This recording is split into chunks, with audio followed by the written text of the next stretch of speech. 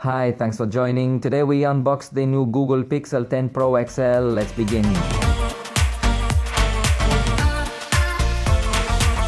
Let me remind you that this device has officially arrived in Mexico, so we now have an official price for this region, which is 30,999 pesos. On the screen you can see the reference price in dollars, just to give you an idea. However, remember that the prices here are not the same as those in Mexico, as taxes are included. Now, what do you think if we go ahead and uncover the box of this cell phone to find out? Even though we can honestly expect that it might not contain too much, let's take a look. The very first thing we will certainly come across is the cell phone, and yes, indeed, here it is. We'll find some quick information, seemingly in a very concise envelope. Here are the usual papers, along with the tool to remove the SIM card tray. And that's about it. There isn't much more on this side. Let's take out the phone.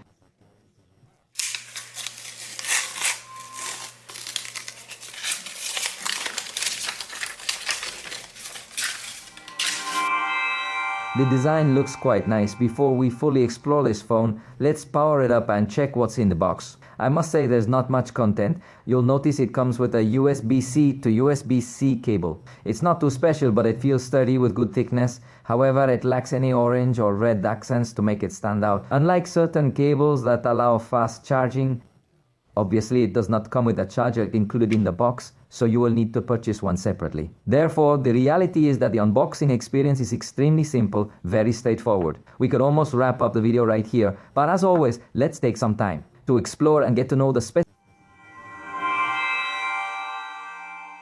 It's already arranged over here, allowing us to examine everything that it includes. We discovered that it's 8.5 millimeters in thickness and weighs 232 grams. As with any flagship, it isn't particularly light, and in this scenario, it doesn't aim for an ultra-thin design either, but I believe it remains within acceptable expectations. Indeed, when viewed from the side, it resembles an iPhone in numerous aspects, and many might even label it as the... On the front side, we find Gorilla Glass Victus 2 providing protection, and notably on the back as well. It is also protected by Gorilla Glass Victus 2, featuring a very nice matte finish. It's important to highlight this because typically many manufacturers ensure good resistance for the display glass, yet for some reason the glass on the back doesn't receive the same level of protection. Fortunately, Google included the same protective measures for both the front and the back.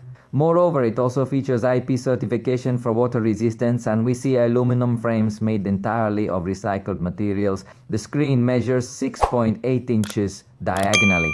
Google names it the Super Actua display, incorporating LTPO technology, which means it can adjust its refresh rate from 1 up to 120 Hz. By default, it comes with the dark mode, which I personally do not prefer, because it tends to create too many reflections on the screen. This is particularly an issue since it lacks the Gorilla Armor heat. Therefore, I am planning to disable this option to provide you with a clearer and better view. This screen is capable of reaching a peak brightness of up to 3300 nits, making it an excellent screen in terms of brightness. Additionally, it offers HDR support and comes with a 24-bit color depth, enabling it to... It's going to look spectacular. Obviously, it also supports stereo sound. One speaker is on the bottom and another in the earpiece area for calls. Truth be told, as first impressions, I consider the sound to be very good. It sounds very loud, with very good quality, good presence of bass frequencies. Undoubtedly, it is one of the best points of this device. The front camera is 42 megapixels with autofocus and f. Take into account that this will be an exceptionally wide camera, which is definitely a positive feature. However, we'll need to observe its performance in low light conditions. For the time being, pay attention to how the preview already shows something quite spectacular. It manages backlighting flawlessly from the preview itself. Consequently, once the photograph is captured, the device delivers a result that is simply outstanding. Additionally, it's important to note, as you see, the camera bends the area where the device emits intense brightness, giving a realistic sense of the light from the clouds. It looks great through the camera in real life. It's hard to show this effect, but the cell phone's HDR display performs excellently. The front camera is also impressive. It provides excellent detail and color accuracy. I think it's possibly the best front camera in the Android ecosystem. On the back, there's a 48 megapixel ultra-wide camera with autofocus and f1.7 aperture. It's much brighter than usual. Then, the main camera is 50 megapixels, also with autofocus and f1.68 aperture, and optical stabilization, featuring a sensor size of 1/3 inches. Finally, the periscope camera has 5 times optical zoom, 48 megapixels, f2.8 aperture, and optical stabilization. Let's look at the pictures. The ultra-wide camera looks amazing, with great detail for a wide lens, though it seems a bit greenish now. If we compare it to the main camera, this one truly offers superior color accuracy. We're also going to find a correct level of detail. Now, you're looking at the picture with 2x digital zoom, yet it still maintains a remarkably good quality. It's almost as if you have a 2x telephoto camera. Now, the quality is really impressive. Next, we have the photograph taken with the zoom 5x periscope lens. Consider that we are facing a very intense backlit scene, and the device, in my opinion, handles it exceptionally well. Even when using 10x digital zoom, it still keeps a good amount of detail. Once more, the dynamic range is impressive, and you can appreciate the texture of the clouds. Now, you're viewing the 30x zoom photo. Keep in mind that the device will enhance details using artificial intelligence. So, take a look. Here it is with and here without AI. I want you to see in other pictures how AI zoom behaves with and without AI. Honestly, the enhancement it provides is incredibly significant. In certain situations, it might seem a bit overdone.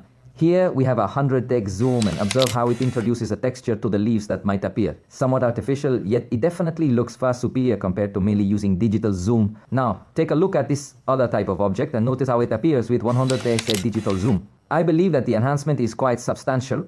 Google refers to this feature as Zoom with Pro Resolution, and I find it to be one of the standout aspects of this phone. The camera is excellent, like all pixels, enhanced by AI-driven computational photography. For video recording, this device is also impressive, as it promises to provide us with up to 8K resolution with any of the rear lenses, which I personally find to be quite spectacular. Even when shooting in 4K resolution, you can also record using HDR mode at a rate of 60 frames per second. Additionally, it includes the enhanced video feature, which using artificial intelligence can enhance the stabilization of your videos or even improve the dynamic range. However, if you perform this with an internet connection, it will take some time, as mentioned here in its dialogue. Fortunately, Google provides free cloud processing power, though it needs an internet connection and longer processing time.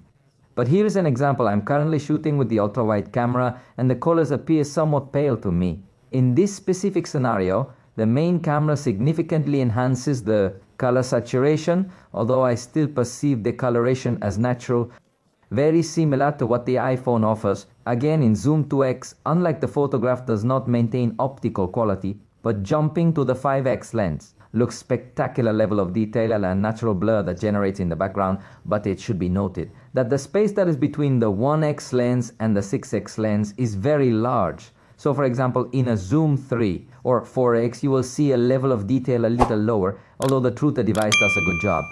The maximum zoom capability in video recording is up to 20x, and it impressively maintains an excellent level of detail. I believe that the optimization Google has achieved on this device is truly remarkable. Additionally, the front camera is capable of recording in 4K at 60 frames per second. Google, as always, excels in the realm of artificial intelligence, particularly with the Add Me feature. This feature allows you to take a picture and then replace the person who is taking the picture.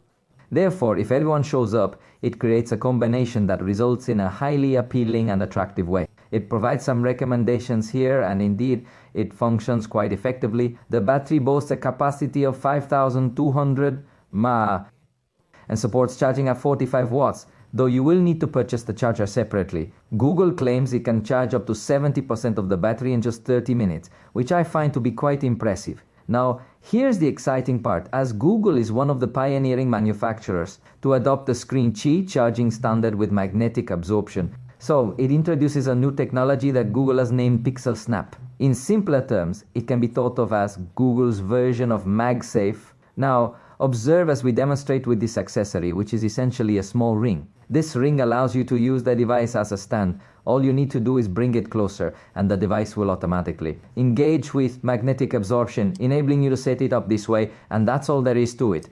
You have the option to place the device in this stand format, or alternatively, you can hold the device to prevent it from falling easily. This is just one of the many accessories that utilize the Pixel Snap technology.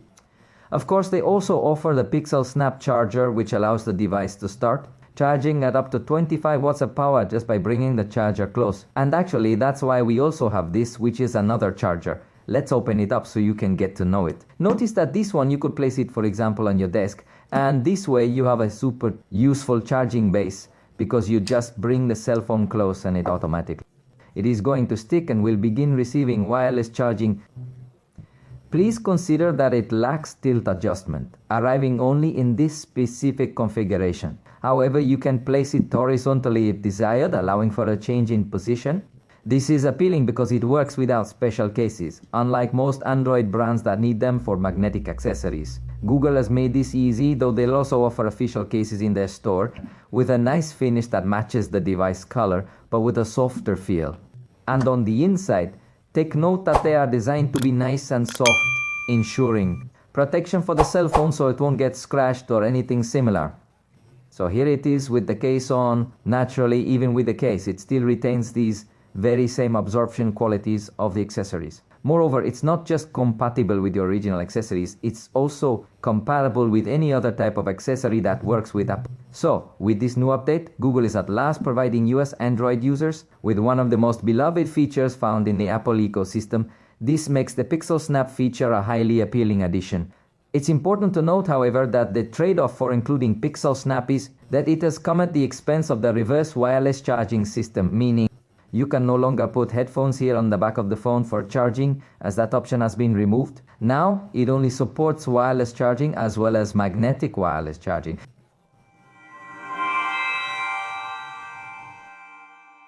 It is clearly evident that the device is equipped with Android 16, and in this particular instance, there is a promise of receiving 7 full years of software updates along with 7 years of security patches. This feature will undoubtedly be one of its most appealing aspects, as the support provided will be significantly extended. Moreover, being a flagship device, it will not become outdated in terms of performance. Within it, we will discover 16 gigabytes of physical RAM and 256 gigabytes of internal storage in the most basic setup. However, it is also offered in 512 gigabytes and even up to 1 terabyte, albeit at significantly higher prices. Lastly, the processor used is the Google Tensor G. This processor may become a bit controversial. It must be said it is going to have artificial intelligence as a protagonist. In fact, you saw how good it performs in the artificial intelligence Zoom without the need for internet connection. It does a simply spectacular job. But if we talk about raw power, if it falls very short, for example, in Geekbench, we obtained 2,242 points in a single core and 5,914 in multi-core. That is, these numbers are currently given to us by mid-range devices. Let's say it's high-end performance, but from 2 years ago or so, so it definitely falls short in raw power. And in Antutu, we got 436, 122 points. Again, falling below what one would expect in such an expensive device. But those are just numbers. In reality, Google is so optimized that even if its processor isn't the most powerful, the system will be incredibly fluid, and we'll definitely have to put it to the test in our review for games to determine if it truly meets our expectations or if it falls significantly short. However, it's important to remember that this is primarily a processor designed for artificial intelligence. It is not a processor primarily aimed at gamers. Therefore, keep in mind that for an average user, applications like video editing, social networking, and more will run very smoothly without too many issues. Wait for the video review so you can know more details of the tests we will do. We've come to the end of this video for now. I hope you enjoyed it. If you did, feel free to let us know, and we'll see you next time.